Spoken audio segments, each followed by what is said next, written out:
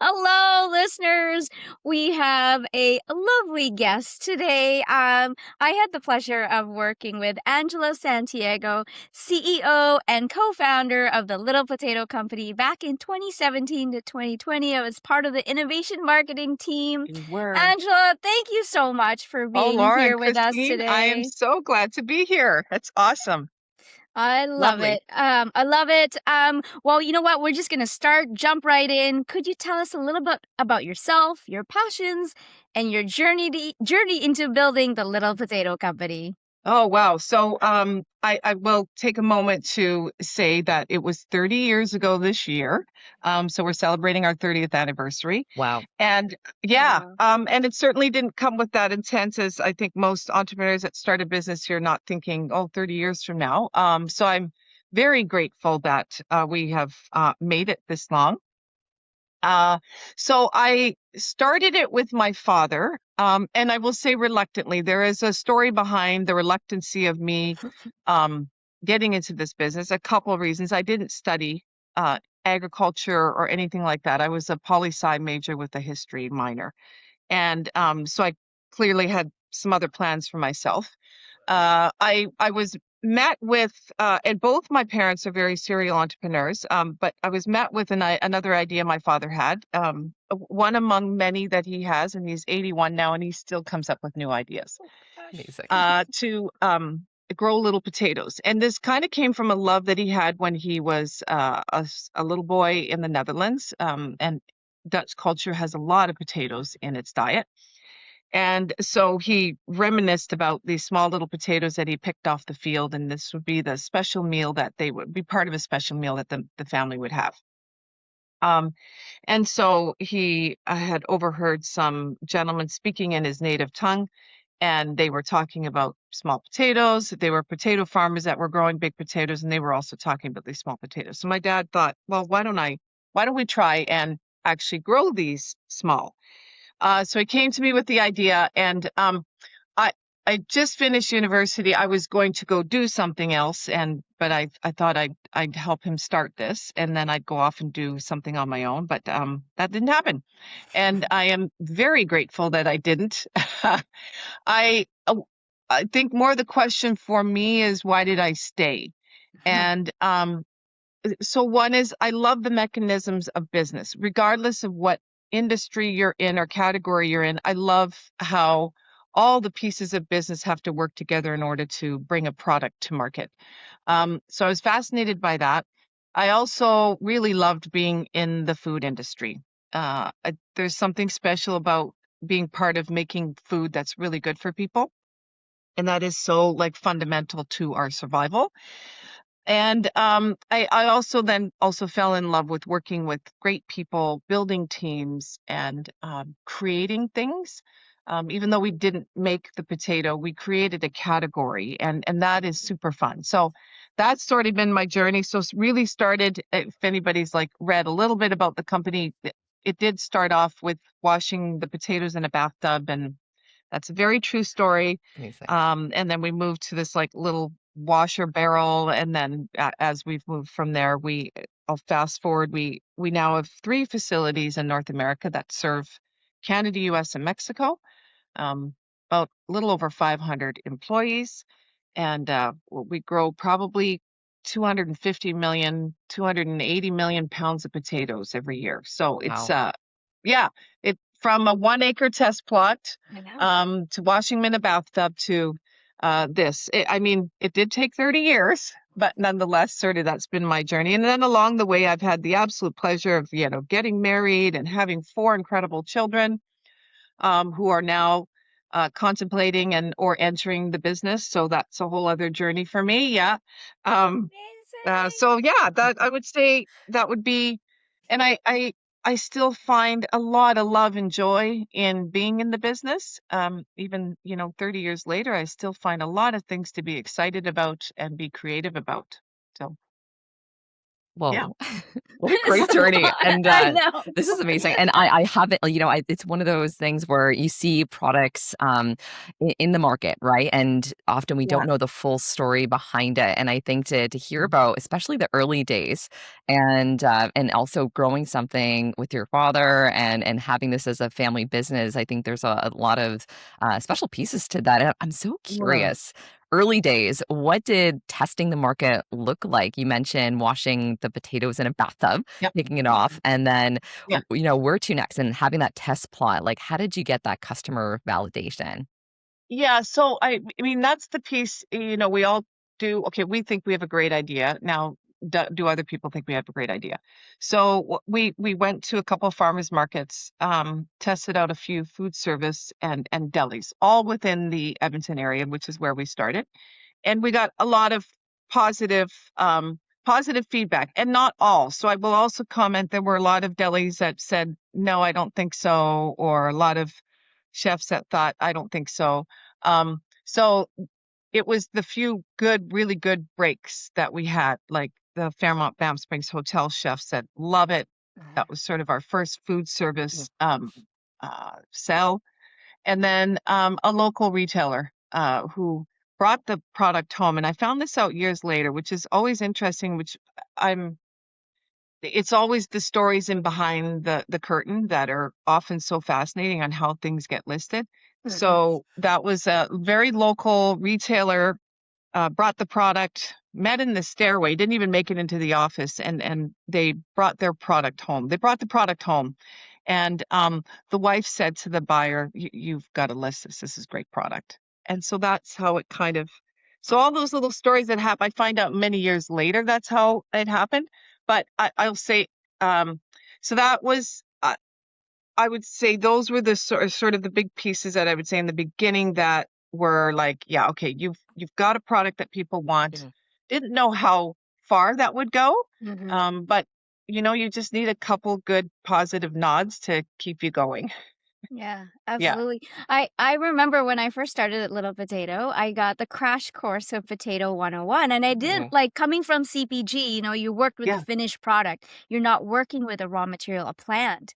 yeah, And what surprised me was the variety and the control of yes, varieties that you have within Little Potato. If you could yeah. share with our listeners what that's like, because I think that's what sets LPC apart from any company out there in the market, especially in Oh, yeah, produce. very true. So, what we tried to do from the beginning, and that was also again my dad's thinking is at first we just used potatoes that were already in the market, Mhm. which tended to grow big. So there was a lot of agronomic manipulation that we had to do in order to keep them small, planting rates and all that kind of stuff. So what we began to do very early on is go look back at the genetics and Mhm. can we breed new potato varieties that have a higher tuber count that tend just to be small. And this is all done naturally. There's no GMO in that. So it's all done very naturally, which is why it takes so very long. Yeah. Um, so from the time of first crossing, it's probably 8 to 9 years before you get a new potato variety that is commercialized. And so along that journey, we evaluated on agronomic traits, consumer, taste, appeal, all of that kind of stuff in order to make it pass through to getting commercially ready to get into the market. So it's a long journey, but what also is really great about it is that when you go back to the beginning, you actually can find some original genetics that, especially in Chile where the potatoes are so different. They're not at all what we see in North America. They're all sorts of different colors and shapes and sizes. And so the excitement of kind of going back to the original roots of potatoes and bringing those kind of varieties back into the market. Wow. So really, looking at you mentioned consumer preferences, so flavor, the whole sensory experience, and then Yes. so just thinking about that, and I'm curious about the seasonality. So I know some things about potatoes. Definitely, I don't have that full depth of knowledge, but when it comes to the seasonality of potatoes, and I think about central Canada or Western Canada, where it's quite Yeah. cold, right? What does the seasonality look like? How many seasons are Oh, there? yeah. So, a secret about potatoes, they like cold, dark, and dirty, and they also like growing in more northern climates. Okay. So they like long, warm days, but cold nights. So that really actually, so the northern part of the US and a good part of Canada is really good for growing potatoes. So that's first, but also in that season and that climate, you only get one crop. So typically that's planted in the spring. It grows throughout the summer. We harvest in the fall, and then we store those potatoes in root cellars that are, temperature controlled, that are got humidity and all of that. And we pull out of storage from the growers until June, July, and then we have a crop that comes out of Washington that kind of bridges that gap for us. But yeah, typically in those climates, you only get one crop. Okay. Yeah.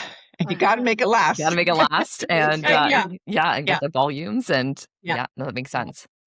Well, you mentioned 3 facilities, and when I first started, I think we were just building the one in Madison in Wisconsin. So 3 amazing. It goes to show you, what 30 years of growing together with Little Potatoes like. If you can share a little bit more, how has that been in terms of building these facilities, and what makes you choose some of these locations? Why? Oh, yeah, great. Mhm. So Edmonton was just, it obviously came from founders were in that city. That's where we started. So we had the pleasure of now building another facility in Edmonton. So we moved into a new facility there about 2.5 years ago. Oh, wow. And that was built definitely for growth. So the one in Wisconsin, we layered a whole bunch of things in order to, before we decided where to put our first US plant. So one was where are our customers? Where will they be in the next 5 to 8 years? Logistics, what's the best way and most efficient way to get product to consumers? We looked at labor market, and then of course the wild card and also the trump card is that where do potatoes grow the best? And so we tested that throughout the US, and in particular in the eastern part of the US, because we really wanted, that's where a lot of our customers were at that time and still are. And so Wisconsin ended up winning out because it was a great place to grow potatoes. And we found out through all this research, it's the 3rd largest potato growing region in the US. So Wow. following Idaho and Washington. So it was a great place to, and the Midwest is very similar in culture and dynamic to Canadians. So that also felt like, a bit of home. Thanks for walking us through that. And it's so interesting to hear about all the different regions, the growing regions, where it's growing best, and having those like perhaps ideal temperature, soil conditions as well. And then also where people are located in terms of the pull for some of these products. I'm curious about the innovation process when it comes to, because, thinking about the lines of products, so of course you have potatoes, a whole range of potatoes, and there's a whole innovation piece about understanding the genomics, the essentially makeup of the potatoes, but then also on the value add side. What does the value add side of innovation look like? So okay, so I'll start from the beginning. First of all, innovation can be a slight tweak on something that already exists. So we did not invent potatoes, and we certainly didn't invent small potatoes. What we did was just, one thing is, I think we had laser focus on a singular product, which was Little Potatoes. And then, of course, there's all sorts of dynamics within that, different varieties, different pack sizes. So that, I think, in itself was a variation of something that we all knew about already. And that in itself is innovative. So sometimes it's not something that nobody knows about. It's just building on something that already exists. So that was a piece. I think the other part of the innovation for us was just the focused vertical integration right from breeding. That's all we think about is little potatoes. We align ourselves with growers that just grow little potatoes. And then our packing facilities are very much built to handle little potatoes. And then how we sell and market is all about little potatoes. So that, I think, was another piece. So our value chain and our business model was also innovative. And that's all we do.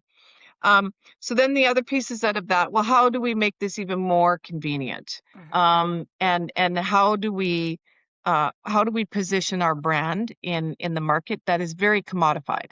So produce is very commodity based. You don't really know what farm it's coming from. So I would say that in the beginning, that was also a very innovative way of entering the market, is that we put a brand on potatoes, and that was unusual. And so I think the other thing that all that allowed us for, from the breeding to our packing facilities to how we position our brand and our sales and marketing, was also innovative, because then what we did is we were able to supply a product that was a very similar experience to consumers, whether you were in Florida, Alaska, Nova Scotia, Edmonton. It didn't matter where you were picking up a very similar experience, from the taste of the potato all the way to how you felt about the brand. And so I think that piece too was, so these are all kind of things that you do in behind the scenes. When I was talking about, what's going on behind the curtain, that what that ends up as an innovative product is those kind of things. So now as we move further along, we're really trying to focus on 100% crops usage. So not all of our potatoes make the bag or make the tray. And so we're also trying to now look, and we've done this in food service, is just taking some of the potatoes that don't make the bag and turning them into a value-added product. So one of the ways on that journey was, our microwave and our roasting tray. And now we do some sous vide product for food service that's seasoned, and that was a way that we also kind of, again, just slightly reinvented something that was already existing. Yeah, I mean, Angela, you definitely touched on that point that's near and dear to Christine and I, is the crop usage, right? I Yes. think a lot of the consumers don't understand that, especially in produce, they're graded. And I mean, if you could walk us through, I learned this on my potato one-on-one. Yeah.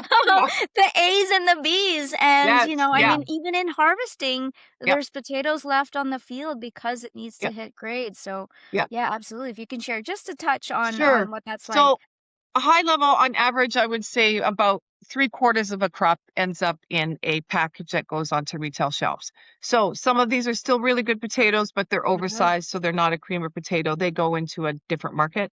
But then there's potatoes that have slight blemishes on them, that wouldn't quite make the standard or the grade for CFIA or USDA, that were like, those are the products that go into sous vide, which is a pre-cooked product that we season, that make it really easy for chefs and restaurant operators to use. And then there's the piece of, they really won't make that great either. And there will always be a small percentage of a crop that doesn't do that. And so also finding a use for that. So I think on our journey, we would love to get to 100%, where every potato is spoken for in some form or matter. And it's not just for potatoes, like you said, Laura. The produce in general, a lot of what you get on the shelf has been graded and didn't make the cut. And then even on the shelf, there's stuff that doesn't make the cut.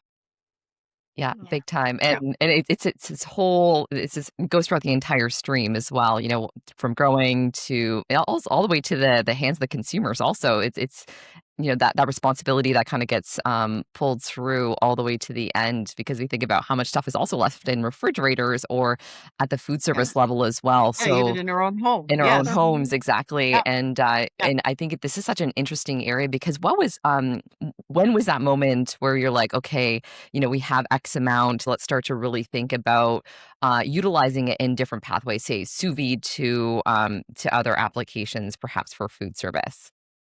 I would say it's a very visual, in-person experience too. Like when you see it in a plant. So first, when we're starting out, finding the right type of equipment to harvest products so it doesn't remain in the field. Yeah. So that was a journey of itself. So you can see the potatoes still left in the field. So that was something that we addressed very early on, is, specific equipment at the farm level that would be able to get as many of those potatoes out of the ground. But it would be just even a walking through the plant, and you would see that what would get discarded and wouldn't make the bag is a very much like a moment. And so that actually became sort of the spark for the whole team. When they see that, they're like, there's something, we know we can do that with those particular potatoes. So it's very much I would say you could see it on a piece of paper, but until you actually walk a plant or walk a field, do you go, there, that's what that's what we got to have a solution for. Mhm. Yeah. I'm Yeah. so curious what that almost like what that development brief might look like for developers saying, "Okay, we've got this potato, perhaps there's blemishes on it. We might Yeah. need to do X, Y, and Z to transform it because it's so nutrient dense. There's so much usability in it." I'm curious, was it more open to the team to sort out, Yes. like Yeah. brainstorm, let's Yeah. go, let's think Yeah. about this process? Yeah. Well, and that's the fun and creative piece too about innovating is the, throw everything at the wall. Nothing's a bad idea. And so having done that quite a few times, throughout the history, that's a really fun way to do it. And like I said, no idea is a bad idea. And then you sort of like take each idea and figure out what kind of legs does it have? What kind of return would it have? What's the complication of how difficult or complicated it might be to make the product versus is this a product that the consumer wants? So, but that's super fun, and that's the piece that you don't get to do every day, but when you do get to do it, it's very invigorating. Yeah. Yeah. Yeah. Well, okay, 30 years. I can't believe it, Angela. 1996, you started it with your dad, Jacob. Oh my gosh. What are some exciting initiatives you have planned for this celebration of 30 years? That's huge. That's a big Oh, milestone. yeah, it is. And I'm really glad. There's lots of people in the company that are like, we really got to pause and celebrate this. This is a big deal. So we have it. What we decided to do is just sprinkle it throughout the whole year, is have multiple celebrations, at, different industry events That's for great. the employees. So it's going to be a year-long celebration. Good. Which I think is good because you celebrate differently with different people Mhm. and different groups. And Yeah. because we're like all over North America, then I think it's really important that we almost take the party to them. So that's sort of also the approach that we're doing. But definitely, I'm really glad. It might not be something that I would always just stop and do. So I'm really glad we're doing that. Is because there's a lot to celebrate, not just in the business, but the people that have come and gone, right? Have been there, had a massive impact on the company and moved on or retired or Yeah. and that's also a celebration of all the people that have contributed to the company to getting this far. So um yeah, I'm going to thoroughly enjoy and pause as many times as I can this year to acknowledge all of that work to get to this point. Wow. Yeah. That's I gonna be a love it. celebration. I love Yeah. the year-long, Yeah, activities and celebrating with, yeah, all the people yeah, on the team, like, past and present. Just thinking about that kind of on the same line, perhaps a shout out to anybody who's kinda supported along the way in your journey professionally, personally, whatever you'd like to share. sure. Um, well, I will always start with my family because I think all of us know that having a really good support system in behind you personally is so, so important.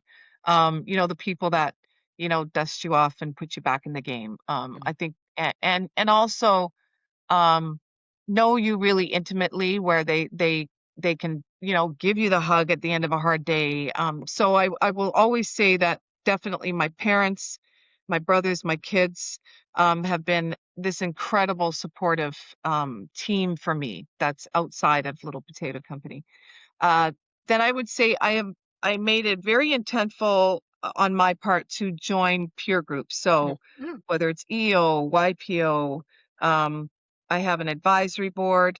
And so those are always been really incredible places for me to grow as a leader, but also bring what I would find is my first problems with or challenges with growing a Yeah. company. So that has been an incredible support system mm, for me. I cannot say enough about that. I've had personal coaches, and I still do to this day, that also have really impacted and molded me as a leader.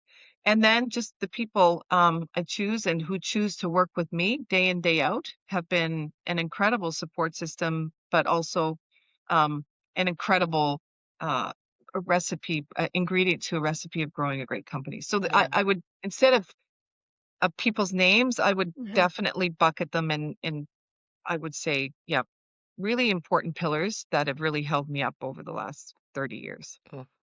Oh, Yeah. I love it. I love it.